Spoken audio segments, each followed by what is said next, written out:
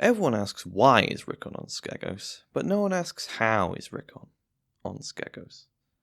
Actually, they're kind of the same question, and we're going to try to answer both of them today. Because, as many people have noted, the whole Rickon is on Skagos and Davos needs to go fetch him thing is a bit weird.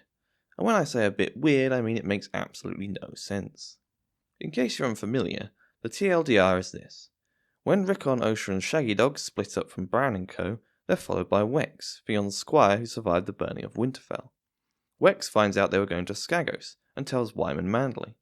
Manderly has Davos in jail, and has been told to execute him, but instead kills someone else in his place, and enlists Davos to go and collect Rickon.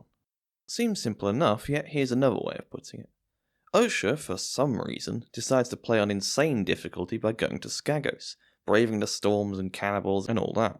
Wex somehow survives the burning of Winterfell just by hiding in a tree, somehow is not detected by Shaggy Dog, either when he's right above the group below him, or tracking them for however long it took to figure out they were going to Skagos, somehow despite being mute gets the attention of and relays the information to Wyman Manderly, who inexplicably A. believes him, B. assumes Rickon, a 4-year-old boy, has survived who knows how many months on an island filled with cannibals and unicorns, C. fashions a plan entirely dependent on this unlikely situation actually proving to be true, and him being able to get Rickon back alive, and finally D. enlists the help of a traitor who is pretty recognisable, and if anyone ever does recognise him, it will instantly implicate Wyman.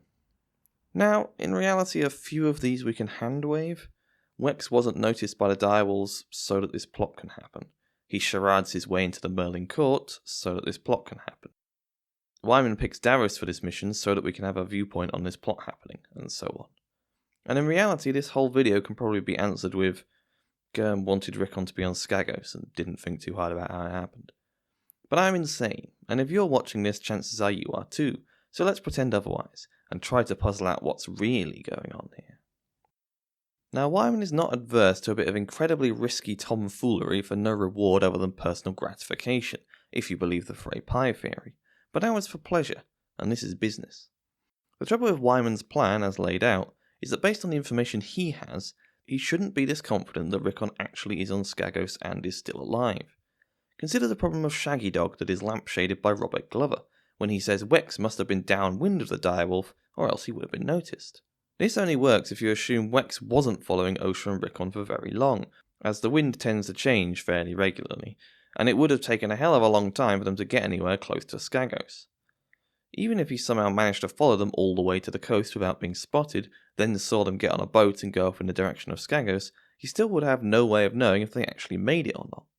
This means that if the information we are presented with is all there is, Wex in all likelihood only overheard Osha saying they were going to Skagos, and Wyman is basing his entire plan on the assumption that they didn't change their mind, get diverted, drowned, eaten by cannibals, or a million other things that could have gone wrong.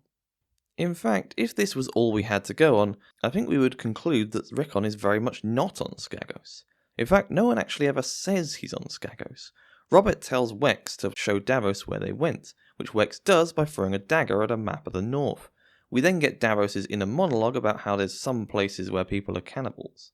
Could be that it's an entirely different cannibal enclave in the north somewhere. Or perhaps Davos won the Winds of Winter will open with Robert Glover saying, "Oh, sorry, he missed. Rickon's actually at Carhold."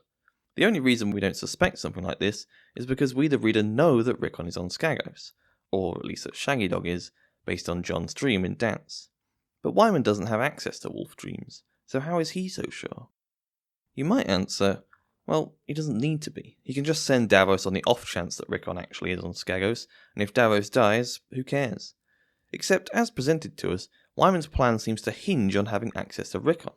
The North will rise for the last of the Starks, but they're unlikely to do so for Lord Too Fat to sit a horse. We can excuse that by saying that maybe Rickon isn't actually that important. It would be nice to have him around, but if not, Wyman can just do the same thing with fake Arya, though for Wyman to be involved with that needs some kind of grand northern conspiracy going on. Even if we grant all that though, sending Davos on this mission still raises the stakes for failure, as if Davos was spotted by anyone, and with his 4 severed fingers it'll be hard to disguise, everyone will know Wyman didn't actually execute him.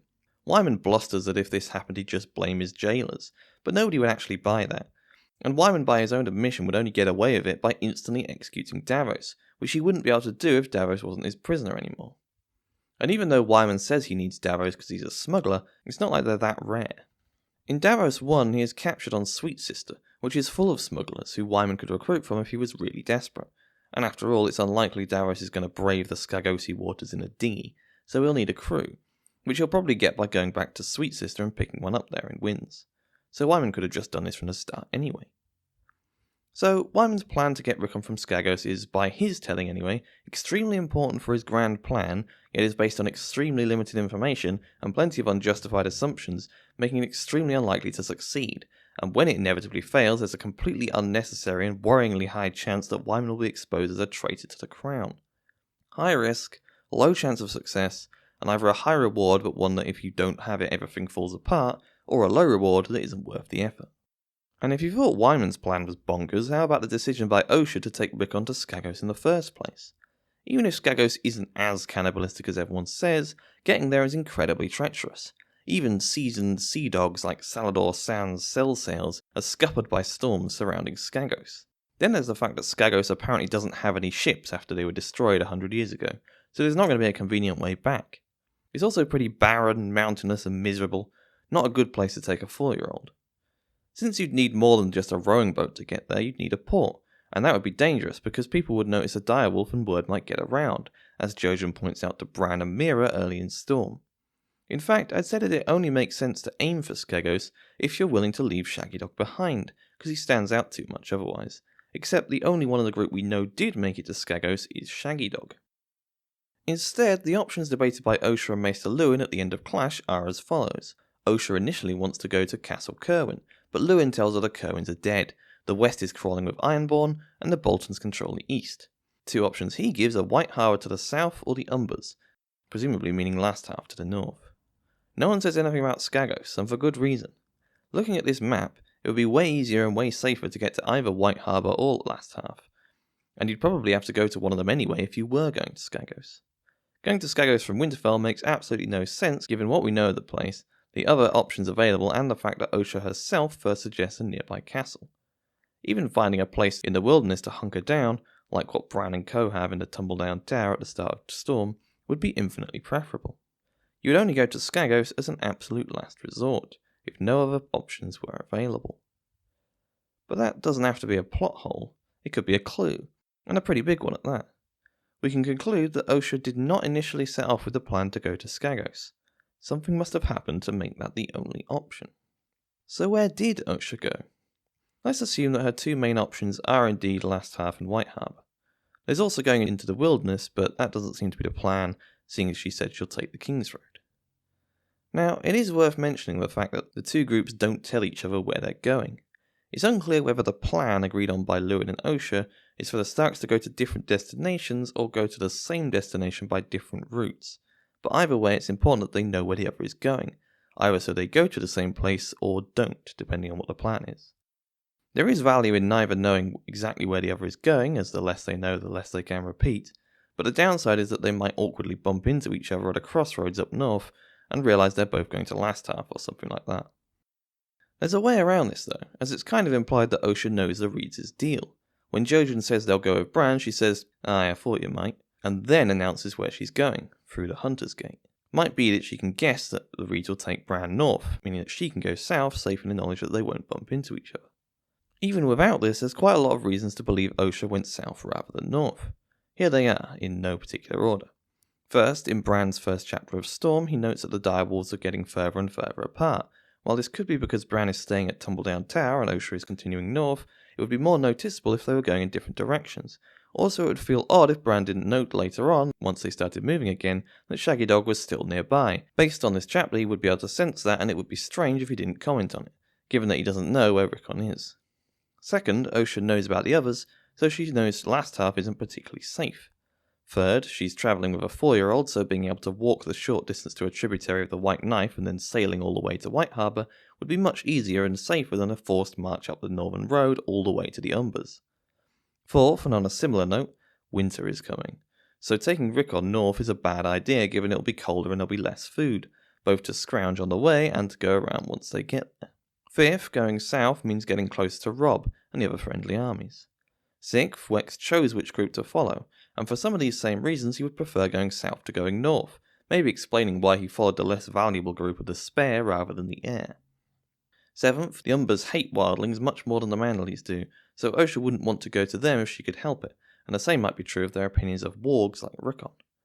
And finally, 8th, there are Manderly men killed by the Boltons at Winterfell, but no Umbers, a fact that is remarked upon by Theon, and they're the only vassals he thinks about not being there who don't have an obvious excuse. So Osha might think the Manderlys are more trustworthy than the Umbers, and less likely to be secretly aligned with the Boltons. Hopefully that's enough to convince you that Osha went south rather than north, to White Harbour rather than Last Half. So why isn't she there, and why doesn't Manderly already have control of Rickon, and why did he need Wex to tell him about them? Well, this is going to get a bit speculative, but allow me to paint a picture of how I reckon this could have gone down. Assume Wex really was hiding in that tree and overheard the conversation between Osha and Lewin. He figures from this that they'll probably be going to either White Harbour or Last Half, and decides to follow the ones going south so he doesn't fancy freezing his balls off up north. This means he doesn't need to follow Osha and Rickon for that long to figure out where they're going, so he maybe can just about get away with being conveniently downwind. Having acquired this info, Wex now faces a choice. He can try to get to some of the Ironborn held places, the closest of which is Torrhen Square, or he could try to find someone who will reward him for bringing them the information about where Rickon is headed. On the Ironborn option, Deepwood Motte and Moat Cailin are both ages away, or through miles of forest that Wex, an Ironborn lad, will have no experience with navigating through or surviving in. Torrhen Square is closer, but based on the overheard conversation under the tree, it's not even confirmed that it's been taken, and the last he heard about it before then was when Dagmar failed to take it, so he might think Lewis is mistaken. Torrhen Square is also pretty far away and without a major road or river to get there. Also consider that Wex has just seen firsthand how badly fought out the Ironborn invasion of the North is.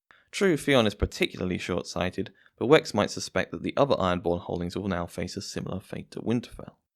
So the more attractive option would be going somewhere that's either nearby or easy to get to, where he can convey his info. Trouble is, that info would be most valuable to the Boltons, who just killed all his friends, tried to kill him, and since he knows too much, almost certainly would kill him immediately after he told them where Rickon was. With them and all their allies therefore written off, where else could he go? Indeed, how does Wex know who is in on the Bolton plot and who isn't? Who can he trust? Well, only those who got slaughtered by the Boltons. The main three forces were the Tallhearts, the Kerwins, and the Manderlys. With the first two wiped out, Manderly becomes the last trustworthy man who could be counted on not to report Wex to the Boltons on sight. Add in the fact that the information is worth a lot to Manderly, seeing as it will enable him to prepare for the arrival of Rickon and get him safely and secretly into White Harbour, and that Wex will only have to walk a short distance before he gets to a river that will do all the travelling for him, and White Harbour seems the obvious choice. And after all, we know Wex ends up with Manderly anyway, so this is just an explanation as to how that happened. So Wex overtakes the slow-moving Osha Rickon crew, obtains a boat and sails downriver. He's likely a handier sailor than Osha and Rickon, will not have to be as secretive as them, and will make better pace over the land part of this triathlon, so will almost certainly make it to White Harbour before them. Then he can find someone, mime to them that he has important information, and convey his message. If it seemed a little far-fetched that anyone would pay him enough attention for this to work, we could hand-wave that he picked up some token from the dead of Winterfell, maybe a personal effect of a Manderly household knight that might be recognised. That would prove he was there, and that he might have info on what went down. Regardless, we know for a fact that he does manage to get info to Wyman, so let's say that happens here. Wyman is infused by this. Getting Rickon Stark will win him big points with his brother Robb, so he sends out a retinue of soldiers to pick them up and escort them back to White Harbour in safety. Let's say they find Osha, Rickon and Shaggy Dog, not hard to spot if you know what you're looking for, and start taking them to White Harbour. They're almost there when someone rides up to give the captain of the guard some dreadful news. The Red Wedding has happened, Wendell Manderly is dead, Willis is captured, and the Northern Uprising has been all but crushed. Bear in mind, by the way, that the Red Wedding probably needs to happen either before or very soon after Wex tells Wyman the info, otherwise Wyman would have passed it along to Robb, or at least his own sons, that the Boltons were conspiring against the Starks. In my version, Wex told Wyman before the Red Wedding, but it was too late, and any attempt to warn Robb or Wyman's sons was in vain. Anyway, Osha hears of what's happened and quickly realises that everything has changed.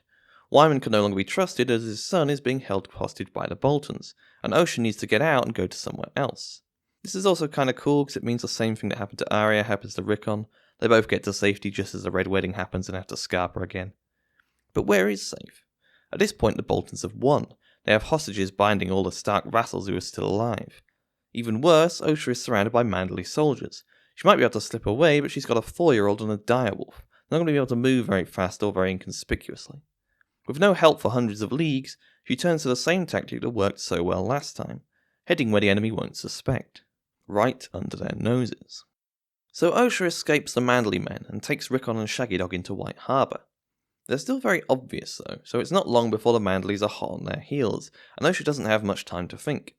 She gets to the port, but where to go? Anywhere she goes there'll be enemies. The Vale might be a decent shout, but Lysa has stayed out of the war so far, so it's unlikely she'd get involved now after it's been lost. Joining the Cranagmen might work, but they probably don't have many ports given what we're told of them.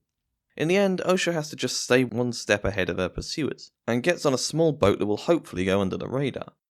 This will mean her range of movement is limited, and one of the few options available is the Three Sisters.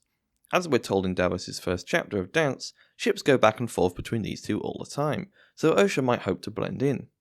It's also quite a lawless place, practically overrun with smugglers, so the Manderlys might struggle to find them. Unfortunately, it's hard to blend in with a direwolf. Osha makes it to the Sisters, but Manderly's troops are close behind. Now her options are even more limited. It's only in a context like this that I can imagine Osha seriously considering the option of going to Skagos. And the crucial thing is, we know that ships do go between the Three Sisters and Skagos. The first mention of Skagos, aside from maps, is when Tyrion sends Janos to the Wall early in Clash. The ship Janos is on will stop at the Three Sisters and Skagos before going on to Eastwatch. Now, this is admittedly a relic from a time before Skagos was fully fleshed out. It didn't get its cannibal reputation and isolated remoteness until Feast, and the Clash reference kind of clashes with the Skagos vibe of being a distant, strange place that you rarely trade with and maces don't know much about. Nonetheless, canonically there is at least one ship that goes from the Three Sisters to Skagos, making the Three Sisters the best bet for how Rickon got there. It bears repeating that given how violent the seas around Skagos are, Rickon would have been unlikely to make the journey in a small boat, and would have needed a passenger ship with a competent crew.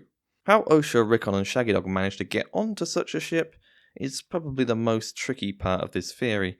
Perhaps they were stowaways or threatened the crew using Shaggydog, but however they did it, they got on a ship bound for Skagos.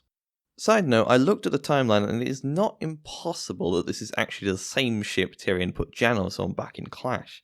Janos got to Castle Black roughly 40 days after the Red Wedding, according to that timeline on the internet. Now, allowing for the timeline being wrong, the amount of time to get from the Three Sisters to Eastwatch and then to Castle Black, it's pretty far-fetched, but who knows, it's a fun idea. It would raise the question of what took the ship so long to get from King's Landing to the Three Sisters. Perhaps they were dicking around for almost a year struggling to throw Al-Ardim into the sea. Anyway, it doesn't have to be the same ship, it's good enough that we've established that ships go to Skagos from the Three Sisters. Manderly's troops will chase the ship. If there are smugglers from the Three Sisters aboard, they might think the Manderly's after them, and even if they know he's after Rickon, they still want to avoid being caught as they'll probably get banged up for smuggling. So instead, they take advantage of the fact that Manderly's crews are rivermen and head into the stormy waters around Skagos. Worth mentioning here that this could be an alternative explanation for how Rickon and Osha ended up on Skagos. They didn't intend to go there, but the ship they boarded went there to escape the pursuing Manderlys. Anyway, Manderly's crews prove unused to the violent weather, in stark contrast to the smugglers, and most get wrecked and washed up on the Skagosi shore, possibly ending up as a galley or galleys spotted by Samwell and Cotter Pike later on, though these could also just be some of Stannis' cell sails. A couple of Manderly ships drift back from Skagos defeated, bringing the news to Wyman. Perhaps one of them got close enough to see Rickon, Osha and Shaggydog ejected by the unhappy crew of their ship and left behind as the ship sailed away. This would give Wyman much more reliable information that Rickon was indeed on Skagos, and fully convince him of the need to get ships crewed by sailors who knew what they were doing. Sailors like Davos. Now, there is a slight problem that if Osha did willingly go to Skagos, even as a last resort, it's still such an awful option that surely you would take your chances with something else. Surrendering to Manderly might be bad, but drowning or being eaten by cannibals is likely worse. But there's a few reasons to believe that Skagos wouldn't be instant unavoidable death without making it actually an attractive destination to visit. This would be all down to the Skagosi possibly being more receptive to a wildling like Osha than they would be to Seven Kingdomers. In no particular order, here's the evidence. First, the wildlings and Skagosi may have linguistic connections. The name Skagos comes from the Old Tongue, which some wildlings presumably speak, seeing as they don't speak the Common Tongue, and there's no obvious other language that they would speak. This connection is highlighted by Donald Noy when he points out that there's a house on Skagos called Magnar, which is the title of the leader of the Fens. Second, they share gods. The Skagosi are hardcore old god types, rumoured to sacrifice people to them, and might also therefore be impressed by Rickon's warging.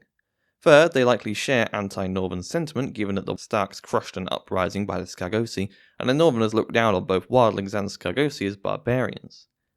Fourth, in the story of Bael the Bard, he adopts the name Sigurd of Skagos, meaning that a wildling could pass for a Skagosi without anyone batting an eye, and so suggesting cultural similarities. Fifth, and perhaps most crucially, the wildlings who come through the wall have a severed unicorn head with them, which implies trade with the Skagosi, and this could also imply that the wildlings know some safer routes to Skagos in order to facilitate this trade, which might make the stormy seas more navigable. All in all, Osha might have reason to think that Skagos is not a total death sentence, meaning that when out of options, it is a viable last throw of the dice. So that's my answer to the riddle of why on earth Rickon is on Skagos. It makes Wyman's plan make a bit more sense. It does raise the question of why he doesn't tell Davos about his pursuit of Rickon, but that could be because it sounds a bit like Wyman was trying to pick him up for the Boltons, which could make Davos less likely to help. But there's still one major question mark in this story, and that's Wex. In my narrative, he is kind of necessary. If he doesn't go ahead of Osha and Rickon, either they get to White Harbour and then have no easy way to escape when the Red Wedding happens, or the Red Wedding happens first and they're able to slip away without Manderly ever knowing they're there. Still, Wex remains a mysterious figure. Worthy of a whole bonus tinfoil episode, maybe? Well, you'll have to wait and see about that. For now, thanks for watching, and goodbye.